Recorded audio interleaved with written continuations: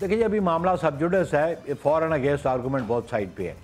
हम उसमें फरीक तो नहीं है, लेकिन हम समझते हैं कि जो प्रिजन रूल्स है उन पे अमल दरामद होना चाहिए।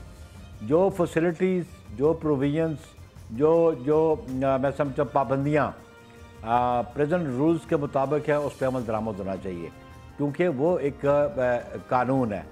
कानून बनाना प्रोविंशियल असेंबली का काम है। बिल्कुल, अगर वो किसी ने कानून बनाया तो मैं समझता हूँ कि उस कानून को चैलेंज भी किया जा सकता है। लेकिन आई एम नॉट अवेयर कि ये प्रिजन रूल्स जो हैं या जब ये प्रिजन का कोई एक्ट है, प्रोविंशियल सब्जेक्ट है ये, उसमें ये फेडरल गवर्नमेंट ने तो कोई कानून साजी नहीं की, और ना ही फेडरल गवर्नमेंट के डोमेन में कोई जेल है। इस वक्त इस्लामाबाद में तो कोई जेल नहीं है, और अब मुझे नहीं समझ लगती कि इस्लामाबाद हाई कोर्ट में वो लॉ कैसे चैलेंज हुआ।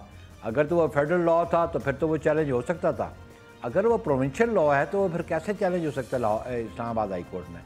सब्सक्राइब करें और बेल दबाएं ताकि कोई खबर रह न जाए।